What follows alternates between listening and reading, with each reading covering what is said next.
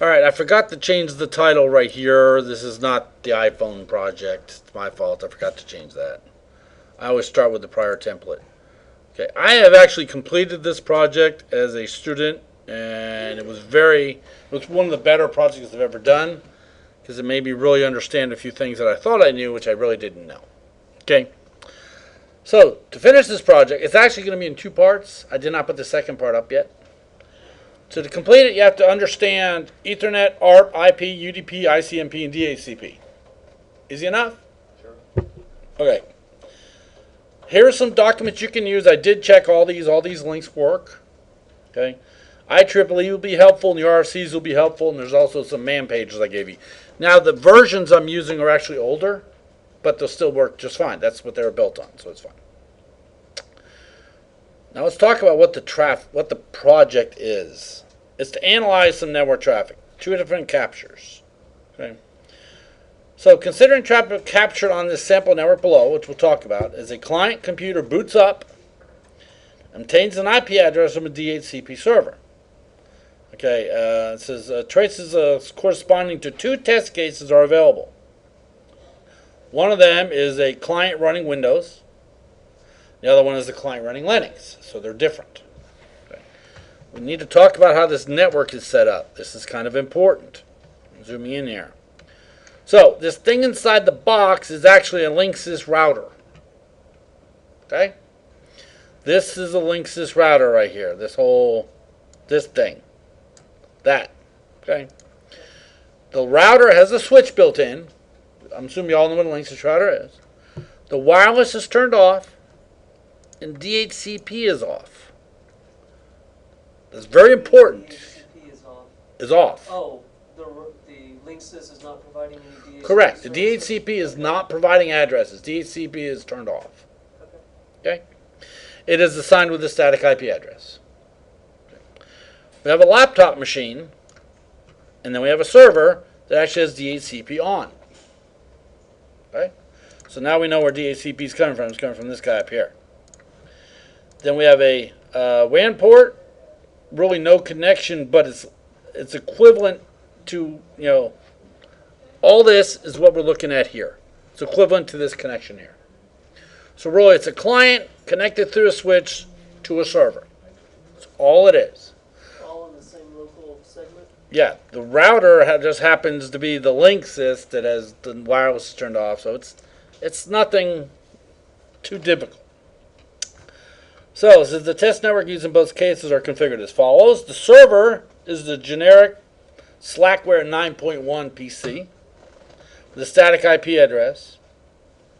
DHCP is being given out by DHCPD, which is the DHCP daemon on Linux. And we use TCP dump to capture the traffic. Okay? Has a 10100 connection to the switch. Easy enough. Everybody know the difference between a switch and a hub? Switch segments it, a hub does not. That comes into play in this. The client is either Windows XP or Slackware 9. There's two different cases of this. Network's turned off. So is this not providing DHCP either? Okay. It does get an IP address via DHCP.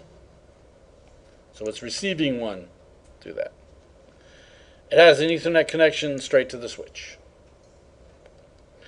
The switch itself, like I said, is a Linksys.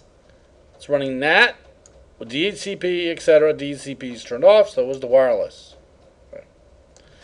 And there's a static IP address on the router, and then there's a WAN interface with nothing connected to it. So in other words, there's no outside traffic. So it's just acting as a dumb switch. Exactly.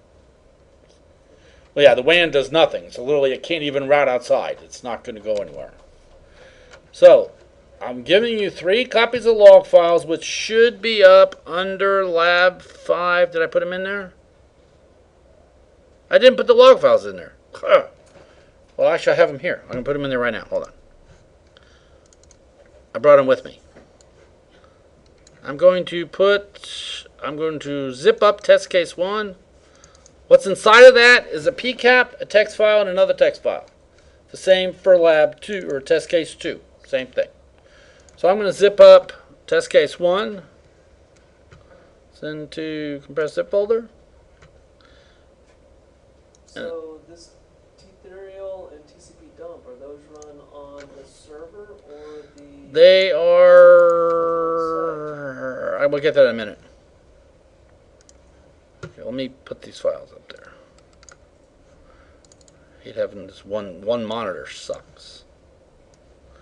Okay, so let's put up test case 1. So I'm going to put that right here. Test case 2. Come on. Test case 2 is right there. Okay? So you can download those files. They're up there. So we got the 3 log files. And there's the actual switches that were run.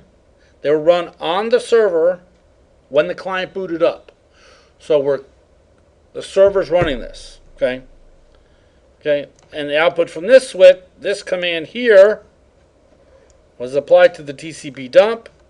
So for both, we'll actually look at these here in a second. You'll probably use that for answering a lot of your questions. But I mean, you can all... Now this was actually made when we used Ethereal. Now we have Wireshark, which more updated version, which will actually help you guys quite a bit. Okay? And then there is the third one, applied on the TCP output with it's a brief summary of the packets. Let's look at those real quick while we're sitting here. Let's go to test case 1. So the first file that talked about is the actual Pcap. So I'm going to open that up. You're free to download these and look at them if you want. But, come on.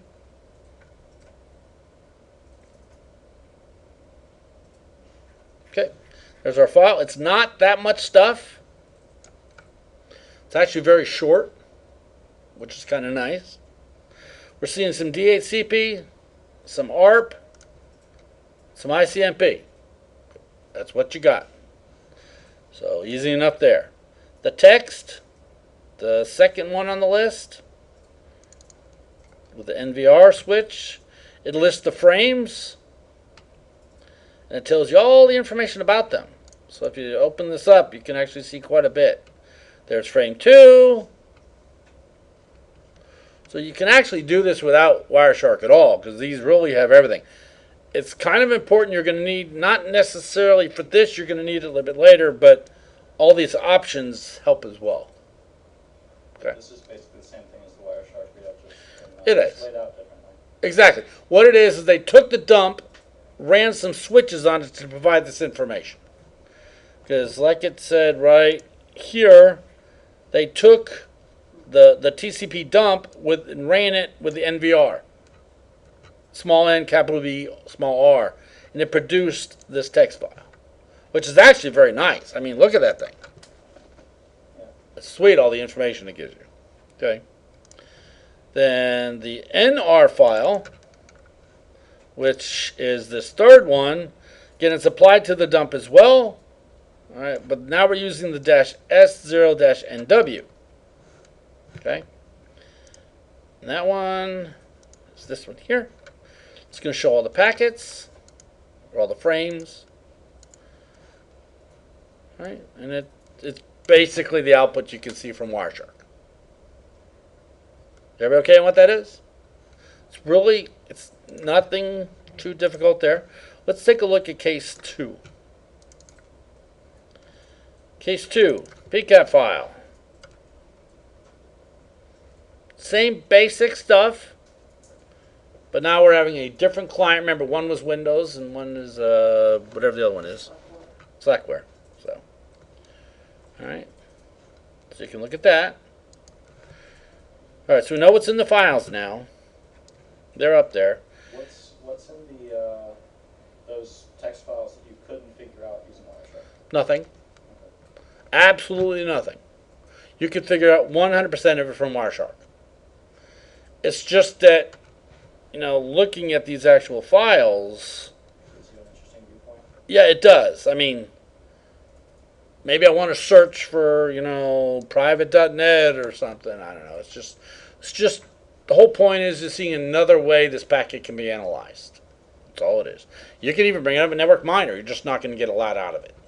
I mean, there's only, what, 10 packets in one, 13 in the other? So it's not all that much stuff. Okay. So here's the questions you need to answer.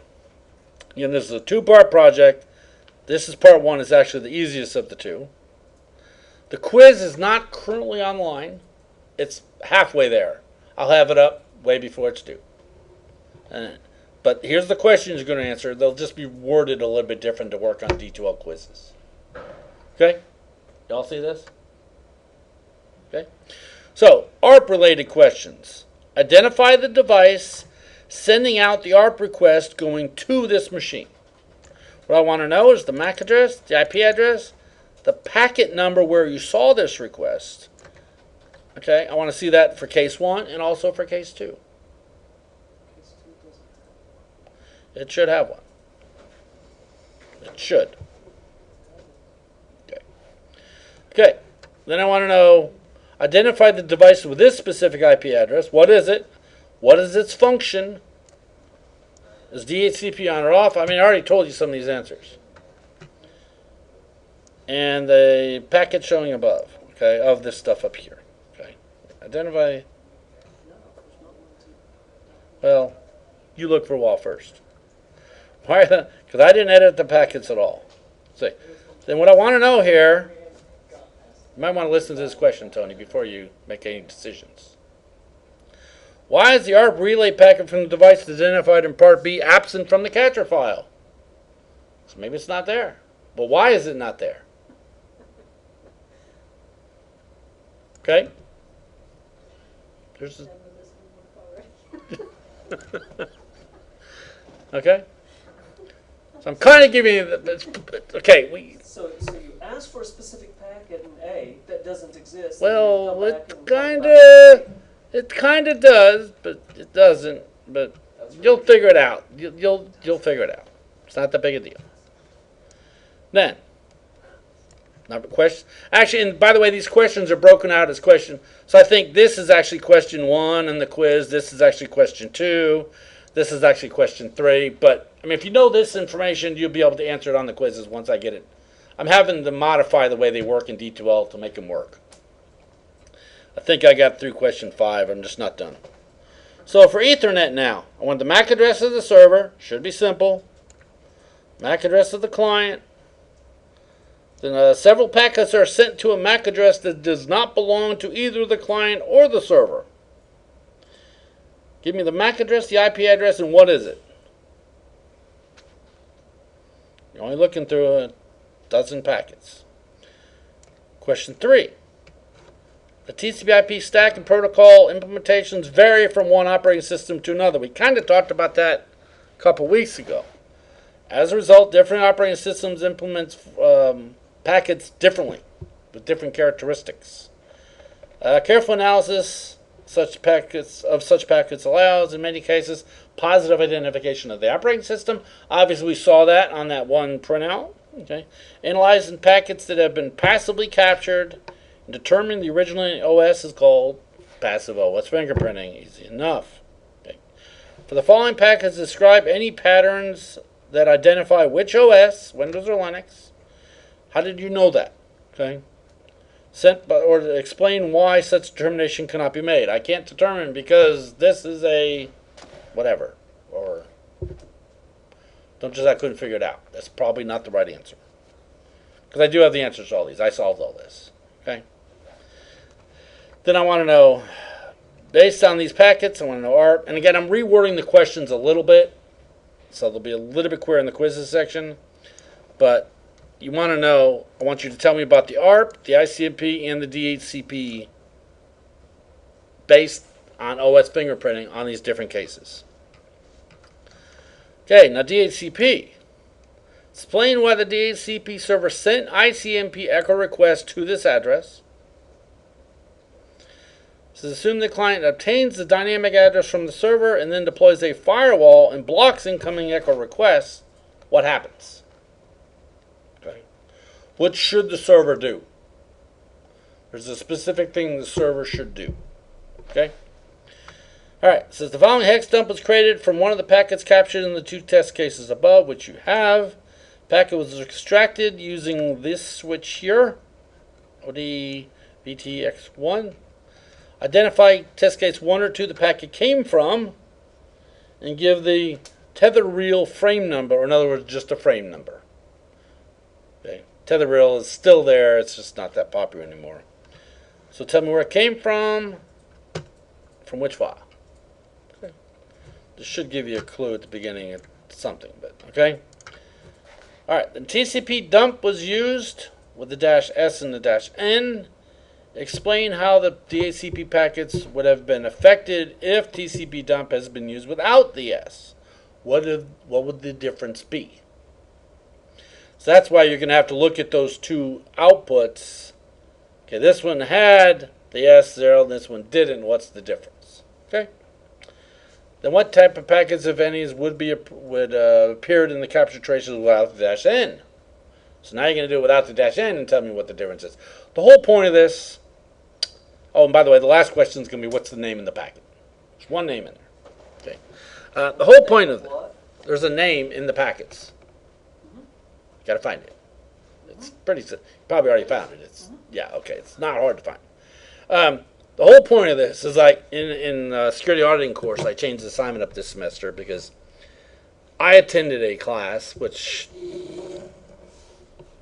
showed me things that I knew were there, but I never thought about implementing them. For instance, we did a project in the past where we had to scan a subnet using Kali and Nmap and report on what's there. Here's the machines, here's the ports, and what are they doing?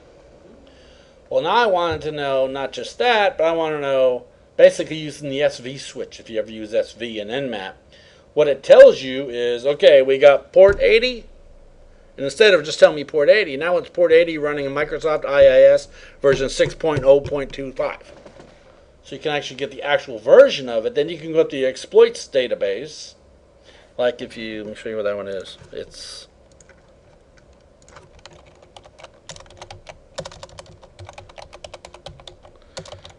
I think it's exploits.db.com maybe? Nope, that's definitely not it. Don't need me clicking on that crap. There it is. That's what I typed. There it is. Okay. You can actually go in here, and this stuff is updated very frequently. Like this one came out today. Okay. So what you can do is you can go in here and search for, where's the search feature? Search. Come on. You can do it. Like I can say I want IIS. I don't know the CVE number at the moment. Oh, select the images that are a storefront. That, and that. That's not a store. Look good? Okay, so basically it comes through here and tells me some, actually that's not really IIS, but it tells some of the vulnerabilities that exist for different things. We've never done that before. So, and it's really driving students crazy. I must have had tons of them in my office today. It's like, it's not that difficult. Okay. So what I'm trying to do is, obviously Wireshark can produce a capture file. But there's other tools that can help us narrow down the capture file with different switches to extract certain data. Because, you know, when I had an issue with a client, Chapel Supply, they sell pressure washers and stuff, the network was very slow. So what I did was I ran Wireshark multiple times during the day. It would capture 100 megs of traffic, 2 hours later capture another 100 megs. You know how much traffic came in 100 megs? That's a lot of traffic. The point is you can't look at that data. You can't, if you had a huge Wireshark capture, you can't look at it. You need some sort of tool like TCP up with some of the switches to actually extract the certain information. So that's what we're trying to get with this. Hence the questions, you know, so what's the difference between the -N and the -S, and what shows what and what doesn't show something else? That's why that's in there. Okay? So, everybody okay so far? It's not that tough. All the answers are there. So I went through this entire thing. Again, the questions will change a little bit, but not very much. Okay, now, also on the assignment, I gave you, that's this file right here, I gave you this IEEE 802 standard, which you are welcome to read through. Do I have it here? To be extremely important. We're gonna have to dig through that stuff to get some of the stuff out. How does DHCP work? Okay, for instance, one of the ARPA requests is not coming through. Why? Okay, so maybe, and there's exactly, what does the DAS S switch do? There you go. You got the man pages for it. So I gave you more stuff than you actually need. How does DHCP actually work? When does it give an address? There's a reason why. The one question was, what happens if you put a firewall up? DHCP is going to function differently, hence these files. So could you answer without these? Probably. I can't guarantee it, though. Okay with that? Good enough? All right. Now, that's the assignment. Then we're going to talk about something else. Oh, there it is. Any questions on the assignment? Kind of got an idea of what you can do? I'll probably give you a couple weeks to do it. It's only 10 packets of one and 13 in the other. It's not that big a deal.